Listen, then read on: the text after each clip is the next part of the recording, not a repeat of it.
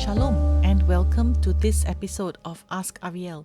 My name is Aviel. It is my pleasure to share with you what I have discovered in my walk so that we can learn and grow together. I would like to introduce this Yiddish word, Chutzpah. Chutzpah means extreme self-confidence or audacity, and it usually manifests itself as assertiveness. As we look at the world around us, we may experience some cognitive dissonance because there is discord between the world as it is right now and the world as it ought to be. Part of having chutzpah is taking covenantal responsibility when we see what the situations are in the world and what the kingdom of righteousness should look like. The world is changed not at the realm of thought, but in the realm of action. Throughout the scriptures, we see heroes of faith act on their chutzpah, and they changed the world when it was in the power of their hand to do so. By faith, Moses chose not the pleasures of Egypt, but with his chutzpah, he became the first redeemer of Israel. By faith, Ruth followed her mother-in-law Naomi back to Bethlechem, the house of bread, and, with her chutzpah, became the great-grandmother of King David. By faith, Esther entered the chamber of the king uninvited, risking her life, and with the chutzpah of Esther, the Yehudim Jews survived and thrived. By faith, Daniel ate just fruit and vegetables, refusing the king's delicacies, the choice food and wine.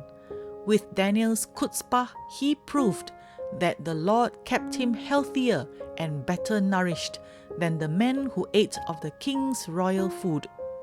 By faith, Hananiah, Mishael, and Azariah refused to bow down to the statue of King Nebuchadnezzar. They showed chutzpah and made a stand. The three survived because the Son of God, Ben-Yah, stood with them. In Matthew 8 verse 10, a Roman centurion broke through his cultural and religious boundaries, and in his chutzpah, he reached out for a supernatural encounter from Yeshua for his servant who was ill. In Matthew 15 verse 28, the same thing happened when a Canaanite woman showed chutzpah to get her miracle from Yeshua for her daughter. Where is our chutzpah? We can develop our chutzpah when we become steadfast in spirit-led prayer. We can develop our chutzpah when we grow in righteousness.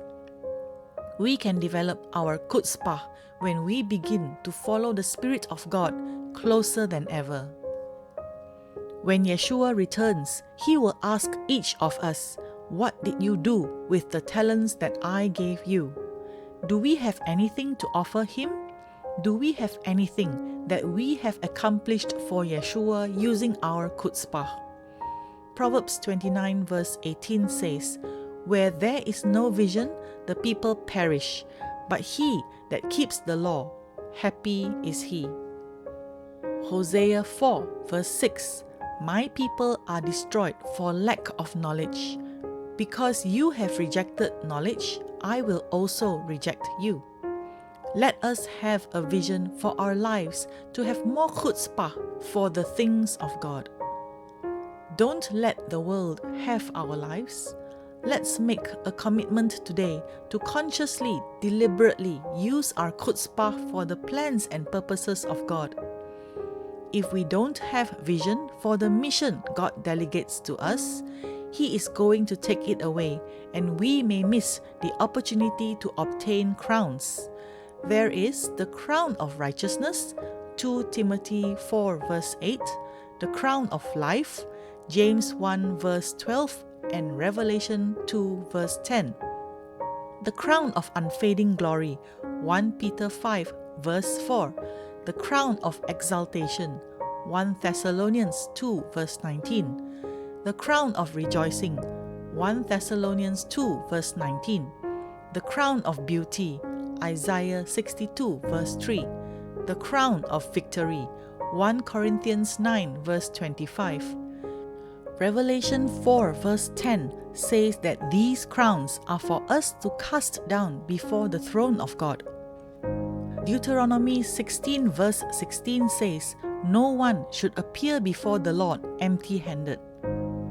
We need to ask God to forgive us for walking blindly through this world and to forgive us for being aimless. You see, Yeshua HaMashiach was steadfast in his vision. Nothing and no one could distract him from the work on the cross. He was someone with incredible Chutzpah. The adversary, Hasatan, tried hard to distract him in the desert. The Pharisees and Sadducees could not distract him, even though they kept harassing him. Yeshua's disciples, his Talmidim, through their ignorance, also tried to distract him. But Yeshua had his vision set right. He had his Chutzpah in the purposes of the Lord. He knew what he was coming to earth to do. He understood his mission. God gave us vision and purpose. God created us in our mother's wombs. Some of us are walking in the purposes of God. Some of us are still searching for the purposes of God. I would encourage us all to engage in the Torah, especially on the Shabbat, to increase in knowledge and to have our characters molded by the Lord. What better thing would there be than to become fruitful in knowledge and good deeds? According to Acts 17 verse 23, at Athens, Rav Shaul HaShaliach, Apostle Paul, found an altar with this inscription, to the unknown God. God is unknowable.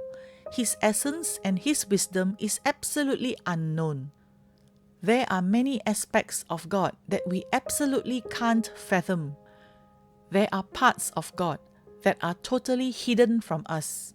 The only thing knowable is his existence, and he has revealed himself through the scriptures. We will obtain knowledge, understanding, and wisdom from the scriptures. We need to take the scriptures seriously. Nothing in the scriptures is written by accident. Nothing is ever a filler for empty space. According to 2 Timothy 3, every single letter in the scriptures is God-breathed and is useful for instruction, for conviction, for correction, and for training in righteousness, so that the man of God may be complete, fully equipped for every good work. We can have Chutzpah, the confidence of God, when we have Da'at, Bina, and Chokhmah. Da'at is knowledge. Bina is understanding and revelation. Bina comes from the word Ben Yah, the son of Yah. So we get our understanding from the son of Yah. Chokhmah is wisdom, which is the application of Da'at and Bina in our lives.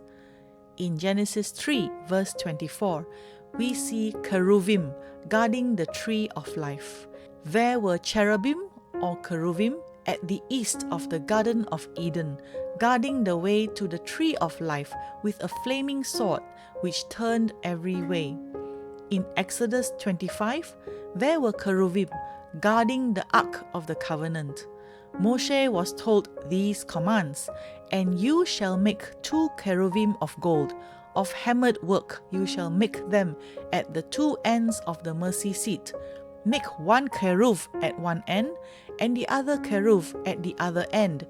You shall make the cherubim at the 2 ends of it of one piece with the mercy seat.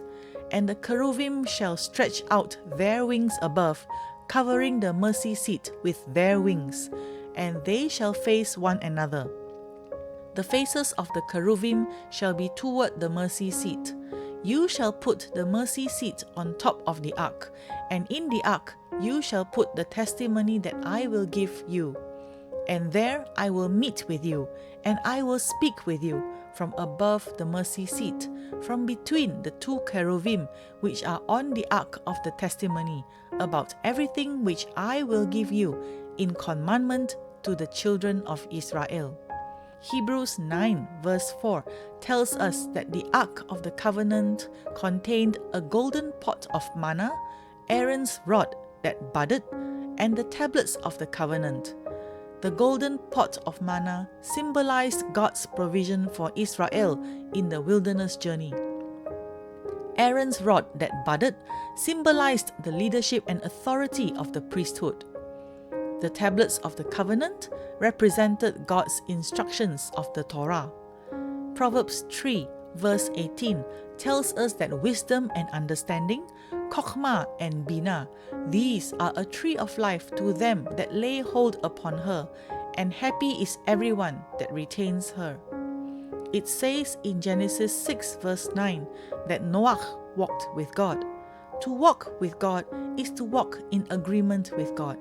We need to walk in His ways and to fear Him and give Him priority in our lives. All of us are guarantors, one for another. Am I my brother's keeper? Yes. Am I my sister's keeper? Yes. We need to keep one another accountable for our actions. We guard one another, we keep one another, and we watch out for one another. The Hebrew word for guard is shamor. We don't want a divided Israel. We don't want a divided kingdom. Jeremiah 31 verse 31. Behold, the days are coming, declares the Lord, when I will make a new covenant with the house of Israel and with the house of Judah. Soon, Israel and Judah will be one again. There is energy in synergy, where the strong helps the weak. Those who are strong are to lend their strength to the weak.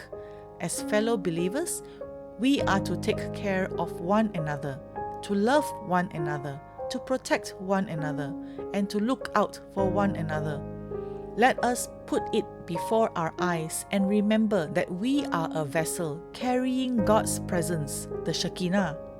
2 Timothy 2 verses 19 to 21 says, Nevertheless, the solid foundation of God stands, having this seal, the Lord knows those who are His, and let everyone who names the name of Mashiach depart from iniquity. But in a great house there are not only vessels of gold and silver, but also of wood and clay, some for honor and some for dishonor. Therefore, if anyone cleanses himself from the latter, he will be a vessel for honor, sanctified and useful for the master, prepared for every good work. In this life, we are never stagnant. There is only aliyah, ascension or going up, and there is yerida, descent or going down. We don't need to ask God to prepare the road ahead for us. What we need to do is to ask God to prepare us and give us Chutzpah for the road ahead. Thank you for joining me. I pray that this message inspires and challenges you. God bless you and your family. Shalom.